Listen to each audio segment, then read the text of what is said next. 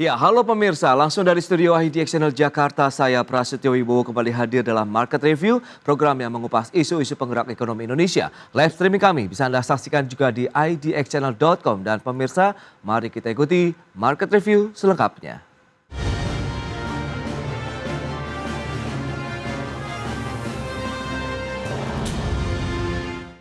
Pemerintah melalui Kementerian Badan Usaha milik negara memastikan rencana penggabungan atau merger dua bank besar yakni BTN Syariah dan Bank Muamalat akan selesai pada tahun ini. Di mana saat ini proses merger kedua bank masih berlangsung. Merger atau penggabungan Bank Tabungan Negara atau BTN Syariah dan Bank Muamalat dipastikan akan rampung pada tahun ini. Menteri Badan Usaha milik negara Erick Thohir menjamin proses merger terus dilakukan kedua bank dan diharapkan rampung pada tahun ini. Rencana penggabungan BTN Syariah dan Bank Muamalat ini diyakini terjadi pada bulan April mendatang, di mana merger kedua bank sebagai langkah pengembangan perbankan dalam menunjang ekosistem ekonomi dan keuangan syariah. Oh kan saya tahun ini kita mau mergerin Bank Muamalat dan BTN Syariah. Itu yang kita akan coba dorong tahun ini. Sebesar ini ya progres. Nggak tahu nanti tanya di rootnya. Sebelumnya Otoritas Jasa Keuangan mengungkapkan perkembangan terkini mengenai kabar merger BTN Syariah dan Bank Muamalat masih dalam proses uji tuntas merger kedua bank tersebut masuk dalam tahap finalisasi.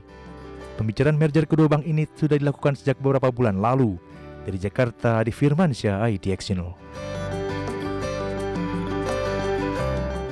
Ya, pemirsa, untuk membahas tema kita hari ini menilik efektivitas penggabungan Bank Syariah, kita sudah tersambung melalui Zoom bersama dengan Bapak Muhammad Dodi Arifianto. Beliau adalah pengamat perbankan Binus University. Ya, halo, selamat pagi Pak Dodi. Selamat pagi Mas. Ya, salam sehat Pak Dodi.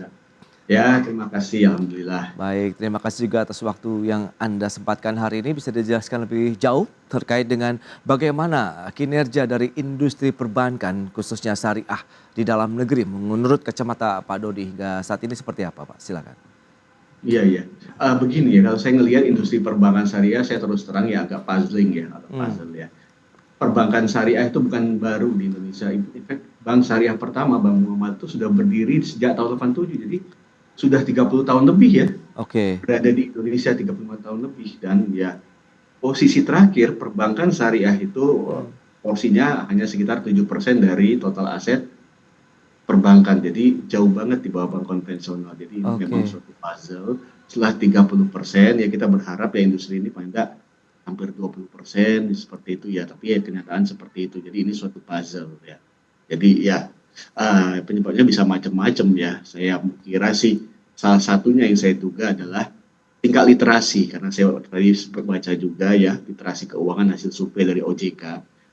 Tingkat literasi keuangan, jadi mereka yang orang dewasa yang paham mengenai perbankan konvensional ya, keuangan konvensional itu mencapai hampir 48%. Ya. Sedangkan mereka yang paham apa itu namanya perbankan syariah atau keuangan syariah itu hanya sekitar 9%. Jadi jomplang sekali nih ya. Jadi ini negara yang mayoritas muslim ya. Tapi ironisnya nggak paham apa itu perbankan syariah atau keuangan syariah ya. Itu yang saya kira penyebabnya ya. Juga saya lihat juga kemarin saya mengutip ya. Kemarin kita ada kuliah tamu dari Pak Banjaran, chief ekonomisnya Bank Syariah Indonesia. Salah satu adalah ada disconnect nih antara sektor real syariah, ya kita bicara halal industri, dengan syariah finance. Ya. Jadi mestinya kan halal industri itu backbone-nya ya mestinya perbankan syariah atau finance syariah, ya kan? Dan halal industri ini banyak banget Mas bisa keliling di makanan aja, lihat. Di animal itu mungkin lihat 90% pasti pasang tuh halal, iya kan? Padahal untuk mencapai halal kan juga bukan sembarangan kan. Betul. Review oleh badan penelitian halal ya. Belum lagi kita bicara industri lain, ada kosmetik ya seperti itu. Jadi sebenarnya besar banget ya. Jadi ya ini yang jadi puzzle nih. Ini mesti harus terus masih banyak kerja keras yang diperlukan. Itu dia. Menurut Anda lebih kepada posisi jalan di tempat begitu Pak Dodi atau bagaimana? Sebenarnya berkembang tapi cukup ya lambat begitu perjalanannya dibandingkan dengan perbankan konvensional begitu. Ya, kalau kita ngelihat ya 5 tahun terakhir itu perbankan syariah tumbuh sekitar rata-ratanya 10%.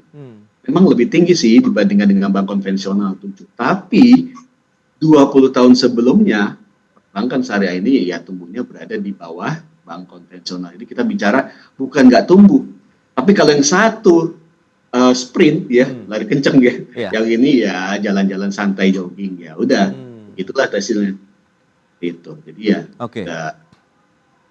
porsinya nggak besar. Tantangan menurut Anda bagaimana peran dari para pemangku kepentingan begitu di industri keuangan khususnya perbankan syariah dalam mengatasi tadi upaya keluar dari stagnasi ataupun jalan yang mungkin tumbuh tapi melambat tadi begitu untuk bisa sprint seperti perbankan konvensional itu seperti apa sebaiknya? Ya tentu saja pertama saya pikir ya ini memang perlu dua-duanya ya, baik dari dukungan dari regulator, OJK, pemerintah ya itu dan tentu yang penting banknya sendiri. Bank itu adalah entitas profit yang paling berkepentingan untuk mengembangkan bisnis ya bank syariahnya sendiri. Jangan semuanya dilemparkan ke pemerintah ya. Mereka yang harus memikirkan ini bagaimana, kenapa disconnect seperti saya katakan tadi. Kenapa negara yang mayoritas muslim tapi nggak tahu itu apa perbankan syariah. Ya ada masalah dengan edukasi. Ya lakukan edukasi, awareness. Nah kita harus bicara di sini point of view-nya harus dikedepankan profit. Ya. Ketika kita bicara bank itu adalah bisnis. Nanti nasabah mereka juga bisnis industrinya. Ketika kita bicara bisnis, jangan bicara dogma. Ya, kita bicara wajib. Ya, haram kalau bukan di bank syariah bukan gitu. Tapi tetap Anda dengan bank syariah itu akan meningkatkan profit. Kami berani kasih karena begini. Nah, itulah inti untuk jualannya untuk mengembangkan industri ini. Baik. Nah, yang harus dibantu. Oke, Pak Dodi, kita tahu kan Kementerian BUMN begitu di mana Pak Erick Thohir memiliki rencana besar untuk menggabungkan atau merger perbankan BTN Syariah dengan Bank Muamalat ini yang terbaru setelah sebelumnya dua merger dari bank menjadi Bank Syariah Indonesia sudah dilakukan begitu. Menurut Anda apakah ini menjadi shortcut juga, ini menjadi solusi menurut Anda untuk bisa meningkatkan lagi kinerja perbankan syariah Indonesia ke depan? Ya, jadi gini, pertama kita harus sadari bank, ya bisnis bank adalah kapital intensif. Bank itu kan ngapain sih, kan lempar duit kan? Ngasih pinjaman ke saya, ngasih pinjaman kepada Mas Prasetyo, ngasih pinjaman kepada siapapun. Jadi mainannya duit. Nah, berarti apa? Kapital intensif. Semua bisnis kapital intensif itu akan istilahnya bertopang atau sangat tergantung dengan skala ekonomi. Skala ekonomi artinya apa? Semakin besar, semakin bagus, semakin besar, maka biaya produksi per unitnya akan turun. Biaya produksi per unitnya turun, maka labanya akan membesar. Maka perusahaannya akan makin kuat. Itu rule-nya, aturan main dalam industri kapital intensif. Jadi dengan demikian ya, memang kalau mau maju ya, bukan hanya perbankan syariah, bank ya harus kuat-kuat, gede-gede.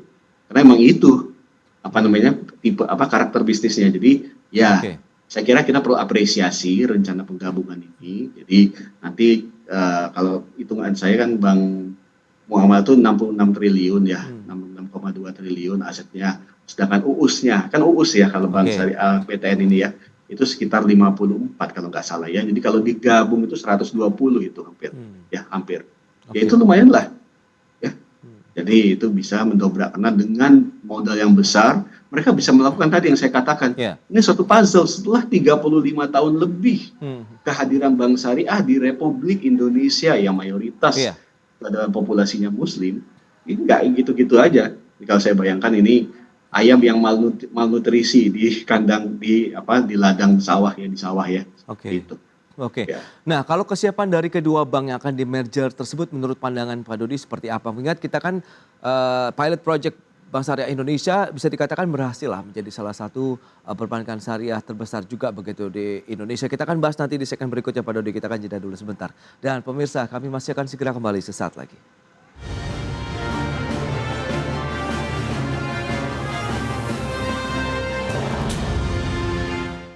Ya, Ya, terima kasih Anda masih bergabung bersama kami dalam Market Review. Pemirsa, berikut ini kami sampaikan data terkait dengan bagaimana kinerja keuangan dari kedua bank yang akan di-merger. Yang pertama kita akan cermati dari Bank BTN, data dari tahun 2023 untuk labanya tumbuh 14,94% menjadi 3,5 triliun rupiah. Pendapatan bunga bersih tumbuh 9,2%, beban bunga 20,05 triliun ini naik 36,31%, sementara penyaluran kreditnya tumbuh 11,25% menjadi 296,58 triliun rupiah. Dan berikutnya kita lihat dari NPL non-performing loan dari BBTN turun menjadi 3,01% dari tahun 2022, kita bandingkan dengan tahun sebelumnya menjadi 3,38%. Sementara DPK dana pihak ketiganya naik 8,7%, kemudian aset yang dimilikinya tumbuh hampir 10%, tepatnya 9,1% menjadi 438,75 triliun rupiah. Dan berikutnya untuk Bank Muamalat Indonesia TBK per kuartal 3 tahun 2023, laba sebelum pajak tumbuh 90,7% atau sekitar 77,3 miliar, pendapatan komisi tumbuh 20,8%, asetnya naik 10,7%, 66,2 triliun rupiah, kemudian untuk penyaluran pembiayaan naik 22,4%. Selanjutnya dari DPK-nya meningkat 6,9% menjadi 48,1 triliun, sementara total modal 6,9 triliun. Sementara untuk NPF rasio non-performance financing bersihnya turun dari 0,65% menjadi 0,43%. Baik, kita akan lanjutkan kembali perbincangan bersama dengan Bapak Dodi Arifianto, pengamat perbankan BINUS University. Ya, Pak Dodi, berdasarkan data tadi yang sudah disampaikan, nah itu dia, bagaimana Anda melihat komposisi dari dua perbankan syariah ini akan di-merger begitu oleh pemerintah? Ya, maksudnya bagaimana Mas? Ya, kalau kita lihat Spesifik. dengan kondisi kesehatan banknya, kemudian apakah benar-benar ini bisa menjadi langkah sukses kedua setelah merger dua perbankan syariah sebelumnya menjadi Bank Syariah Indonesia? Ya, kita harapkan ya. Jadi paling tidak kalau kita ngelihat struktur permodalan ya, kalau BTN ya kita harus lihat induknya ya, karena kan fokus. BTN kan kemarin juga baru disuntik ya, vitamin D. 2 tahun yang lalu rasanya ya. Baik. Sekitar itu, sehingga CAR-nya sekarang mencapai 20%. Ya. Sedangkan 20% itu nggak tinggi-tinggi banget sih, karena industri perbankan rata-rata sekitar 27-28%. Kemudian Bank Muamalat nih ya kita tahu dia juga 3 tahun yang lalu ya, kan disuntik sama BPKH ya, masuk dan jadi vitamin D-nya banyak banget ya, jadi seger 28%. Jadi kalau dari segi modal sih mestinya mereka dalam posisi yang baik nih ya, berdua gabung. Secara teori ya seperti saya katakan tadi, karena bank adalah bisnis padat modal ya, entitas ini dua dalam posisi yang kita katakan sekarang startnya lumayan sehat lah dua-duanya ya. Saya nggak mengatakan sehat-sehat banget, kita harus berkaca, itu bagaimanapun Bank Muamalat kan mantan pernah sebelumnya sakit kan, seperti itu. BTN juga demikian, nggak sehat, makanya disuntik kan, seperti itu. Jadi tapi sekarang sudah segeran ya. Seperti itu ya, saya pikir kita bisa bilang ini ada suatu optimisme lah ya, moga-moga. Dan memang ya kita bicara bank ya seyogyanya memang modalnya harus besar. Jadi ya saya kira kita bisa berharap gabungan dari bank ini jelas menjadi bank syariah terbesar kedua ya kalau jadi ya setelah BSI. Ya, dengan modal dengan aset yang mungkin sekitar 120 triliun tadi ya, saya pikir ya mereka bisa berkiprah ya.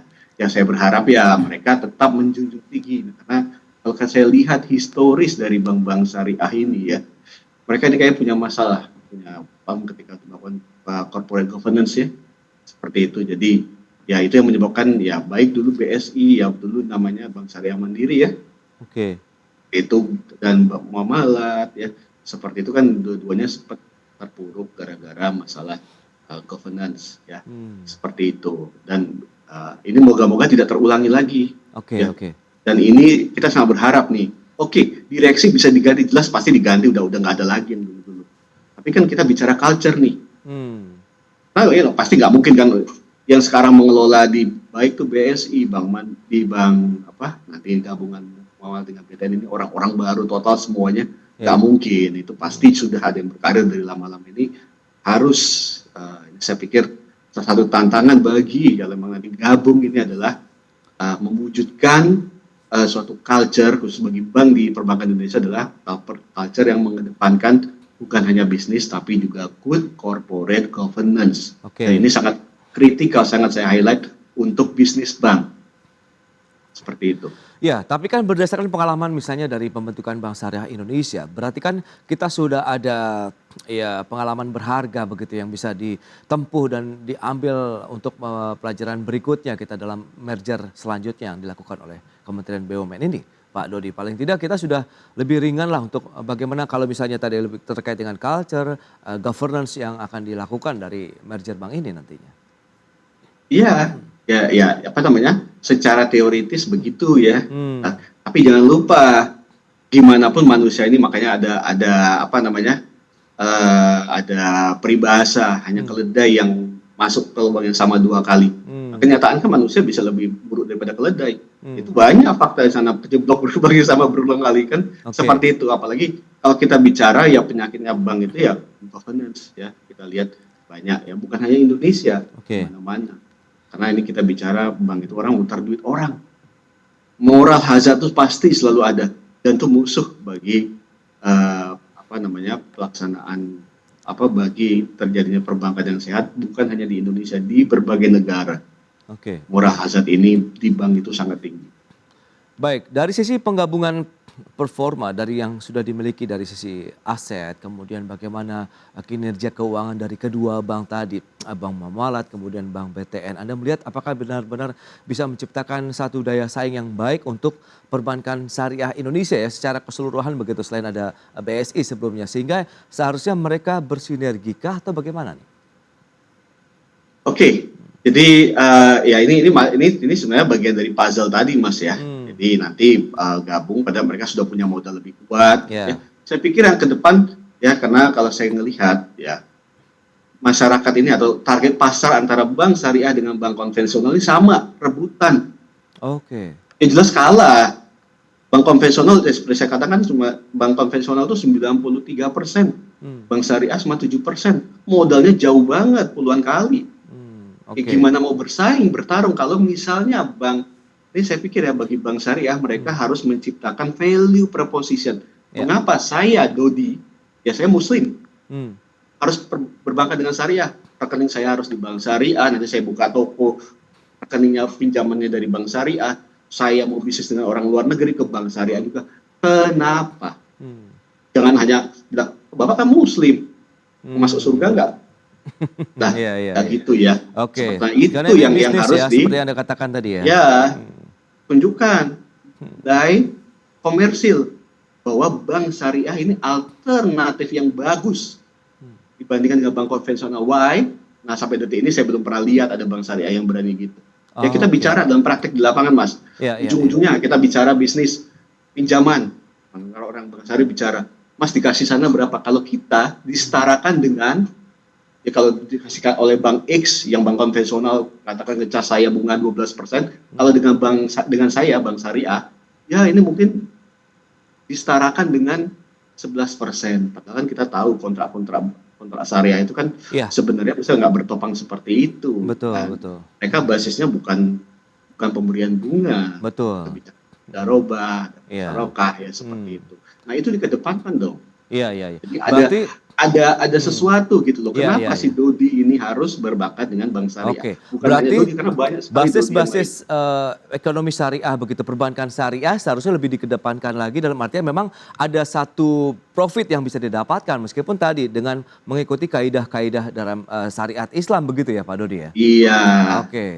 Baik. Dan setelah adanya penggabungan ini kan pemerintah menargetkan bisa menciptakan bank syariah yang masuk dalam daftar 16 bank besar nih di Indonesia. Menurut Anda bisa tercapai atau tidak? Tahan dulu jawabannya Pak Dodi, kita akan jeda lagi sebentar. Dan pemirsa tetaplah bersama kami.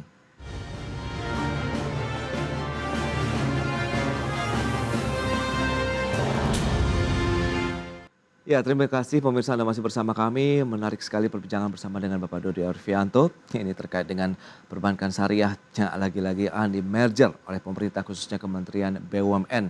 Baik Pak Dodi, kita akan lanjutkan kembali. Nah ini bagaimana dengan target daftar 16 besar bank di Indonesia bahwa bank-bank syariah ini bisa masuk dalam jajaran bank-bank besar di Indonesia? Kalau untuk mencapai 16 besar saja nanti ini sih kalau digabung jadi ya udah masuk ya seperti itu ya. Oke. Nah, cuma nanti bisa bertahan nggak? Karena kan yang lain kan juga akan juga jalan terus kan. Iya. Nah itu yang kalau saya lihat bertahan tidak. Bank Muamalah pertama kali buka juga bank besar. Jangan lupa kembali aja ke tahun 87 lihat itu mereka bandingkan dengan bank-bank saat itu. Terus tapi kan industrinya lari ya. Iya. Ini ya kayak gitu itu aja. Nah itu sebenarnya pertanyaannya. Nah kalau misalnya gabung hari nanti ya, kata Oktober ya, 2024 ya. Oke. Efektif ya, ya itu langsung jadi itu. Tapi apakah bisa mempertahankan diri? Nah itu pertanyaan yang lebih pentingnya. Iya. Gimana menjaga performa itu yang paling utama setelah merger. Nah, BTN sendiri memiliki jaringan KPR syariah yang juga bisa dikatakan semakin luas begitu. Karena kita tahu basicnya memang di KPR begitu untuk Bank BTN. Kemudian Muamalat sendiri dengan BPKH-nya begitu. Lantas sinergi bisnis yang harus diperkuat setelah merger apakah bisa digabungkan dari core bisnis masing-masing atau sebenarnya mengembangkan core bisnis tadi masing-masing dari Muamalat, BTN meskipun dalam satu wadah saat ini begitu nantinya. Ya, ini menarik sekali Mas. Jadi memang kalau kita lihat Bank Muamalat itu didukung dengan BPKH ya. Kita wajib. Memang udah keuntungan ya kita kan kalau mau haji mau kemana kalau bukan ke BPKH kan pembayarannya semuanya dengan sendirinya. Sebagai bank yang dimiliki BPKH ya berada di atas angin lah istilah punya competitive edge lah ya seperti itu. Di sisi lain BTN itu notabene adalah kalau di Amerika itu Fannie Mae ya lembaga mortgage terbesar di Republik ini semua KPR di sini. Tapi kita lihat sama keduanya basisnya adalah customer retail banking. Dan saya lihat ini rumah dan haji itu suatu komplement. Mungkin orang ya sebagian orang ada yang punya rumah dulu baru mikir haji, ada juga yang mikir haji dulu baru punya rumah. Jadi bisa saling melengkapi nih. Pastinya sih kalau misalnya ini nanti kan tantangan terbesar ya saya bilang ya. Nanti itu culture Mas. Dia menggabungkan antara di BTN dengan di mana-mana kalau penggabungan itu sama saya dulu pernah di Bank Mandiri itu culture tuh. Ya. Bagaimana mereka bisa gabung terus fluid bersinergi ya di situ titiknya fokusnya pada people seperti itu bagaimana nanti people ini benar-benar bergabung itu ya kalau mereka bisa bergabung mereka bisa bersinergi nah ini jalan bisnis tadi akan jadi saling memperkuat. Itu dia tantangannya untuk menggabungkan tadi ya culture kemudian SDM-nya begitu untuk saling mendukung ya kaitannya dengan bagaimana merger ini bisa menjadi satu kesatuan begitu ya tidak jauh berbeda dengan BSI meskipun tantangannya masih ada. Nah bicara mengenai tantangan karena kita tahu merger dari bank-bank syariah ini kan untuk mengembangkan ekonomi syariah secara keseluruhan begitu ya di dalam negeri. Nah seberapa besar potensinya ke depan kemudian tantangannya juga yang masih harus mungkin dipecahkan bersama-sama ini Pak Dodi? Ya, saya kira kalau potensi yang besar banget Mas ya. Kalau kita bicara tadi saya katakan Mas bicara kita industri makanan minuman itu berapa triliun gitu. Untuk makanan minuman itu ya dari PDB nasional itu mungkin sekitar 15%. Ya. Itu bicara ribuan triliun Mas. Ya. Terus belum yang lain seperti kosmetik ya. Itu juga ya. Nah memang kalau saya nggak ragu potensi pasarnya yang puzzle bagi saya kenapa nggak bisa di-tap ini seperti ada air jernih di depan mata tapi saya nggak bisa minum gitu loh kalau saya jadi orang banker syariah ya ini saya bingung ya gitu ya masalahnya kan memang ini yang di depan mata itu bukan air ya kalau air kan benda mati ya pasti di makhluk manusia yang kenapa kok nggak mau join saya gitu. Nah ini yang ya harus dipikirkan ya tadi saya makanya saya bilang Ya, kunci bagi kemajuan perbankan syariah di Indonesia adalah value preposition. value preposition. Oke. Ya, itu kuncinya. Value preposition itu nggak usah pakai definisi rumit-rumit. Ya. Sederhana aja. Mengapa saya, Dodi, seorang Muslim, kok tidak berbankan dengan bank syariah? Oke. Mengapa saya harus ke sana? Ya. Ya simple, bank syariah harus berkomunikasi saya dengan bahasa komersil. Pak Dodi, kalau Bapak ke saya, kami akan kasih seperti ini yang sehingga bisa menggambarkan ini bisa meningkatkan profit Bapak. Oke. Mau pakai return on equity, return on asset, ya apa bisa meningkatkan 2%, 3%, nah itu saya akan ngerti. Seperti itu, nah ini yang harus ditunjukkan. Oke. Ya, mestinya kalau saya bilang, dan mestinya misalnya ya kalau saya ya bicara perbankan syariah, ya kalau kita bicara bisnis nggak ada yang absolut semuanya. Ya, Tapi bank syariah itu punya suatu nilai yang saya pikir bisa layak jual. Karena kalau misalnya kita bicara perbankan syariah itu mestinya kontraknya itu musarokah, ya. Ya. Musarokah itu apa sih? Ya kalau saya bilang musarokah itu kalau kita bicara sederhananya itu tipe pembiayaan yang mirip dengan modal ya. Jadi dalam hal ini bank itu menempatkan diri sebagai mitra. Sebagai mitra tentu saja suka dan duka.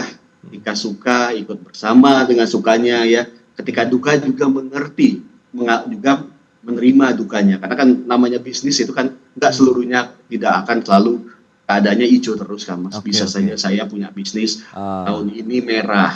Iya, baik. Dan itu value yang sebenarnya ada nilai lebihnya begitu yang ditawarkan oleh perbankan syariah ya kepada nasabah-nasabah di Indonesia. Baik, Pak Dodi, semoga itu berarti memang perlu adanya lagi edukasi, literasi lagi nih terkait dengan perbankan syariah kepada masyarakat Indonesia. Pak Dodi, terima kasih banyak atas waktu dan sharing yang sudah Anda sampaikan Sama-sama, kepada Mas. pemirsa ya. Selamat melanjutkan aktivitas Anda kembali. Salam sehat, Pak.